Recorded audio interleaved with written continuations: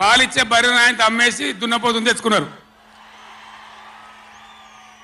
ఇక తర్వాత ఏం నడుతుందో 3వ నెల మీరు కళ్ళారా చూస్తున్నారు. చిన్న చిన్న విషయాలు పర్వాలేదు, కానీ మన జీవితాలనే దెబ్బకొట్టేటువంటి కృష్ణా జలాలు కేఆర్ఎంబి అంటే కృష్ణా రివర్ మేనేజ్మెంట్ బోర్డుకు భద్రపల్లాగబోయి అప్పయిపోయినారు ఈ గవర్నమెంట్. ఇదే జిల్లాలో ఉన్న మంత్రి ఉత్తమ్ కుమార్ రెడ్డి మొన్న మాట్లాడిండు అసెంబ్లీలో, మీరు కూడా విన్నారు. ఉమ్మడి రాష్ట్రమే నయం ఉండినట్టు ఆయనకట. ఉమ్మడి రాష్ట్రమే మంచిగా ఉండే ఇప్పుడు మంచిగా లేదట. మరి శ్రీకాంతాచారి ఎందుకు చచ్చిపోయింది? ఇదే జిల్లాలో పుట్టే బిడ్డ. ఎందుకు చచ్చిపోయిన ఉద్యమకారులు? అంత పెద్ద ఉద్యమం ఎందుకు జరిగింది? లక్షల మంది కోట్ల మంది ఎందుకు పాల్గొన్నారు? ఇంత సోయి తప్పి మాట్లాడతారు మంత్రులు.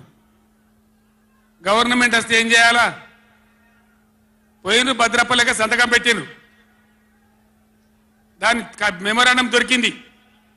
నీళ్ల మంత్రిగా పనిచేసిండు కాబట్టి, అనుభవం ఉంది కాబట్టి, నష్టం ఎంత వస్తుందో తెలుసు కాబట్టి వెంటనే హరీష్ రావు గర్జించిండు. గర్జిస్తే ఒక 4-5 రోజులు నాటకాలు ఆడిండు, అబద్ధాలు మాట్లాడిండు. నిలబెట్టి మన గట్టిగా అసెంబ్లీలో అడిగితే అసెంబ్లీ బడ్జెట్ జరుగుతుంది, మీరు చూసిండ్రు. బడ్జెట్ జరుగుతుంటే ఏమవుతుంది? బడ్జెట్ అతి ముఖ్యమైన విషయం. ఎప్పుడు కూడా చరిత్రలో దాన్ని పక్కకు పెట్టి వేరే అంశాలు తీసుకోరు. కానీ అగమేఘాల మీద ఇది జరుగుతుంటే, ఆ రగడ జరుగుతుంటే, బిడ్డ మీ సంగతి బదాలను నిలబెడతా, మిమ్మలను ప్రజల ముందే తెలుసుకుంటాం అని నల్లగొండ చెలవు నల్లగొండ నేను పిలిపించిన.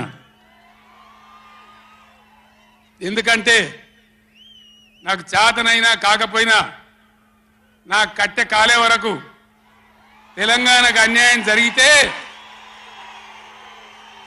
చివరి శ్వాస దాకా కూడా పులిలాగా లేచి కొట్లాడతా తప్ప పిల్లిలాగా ఉండను.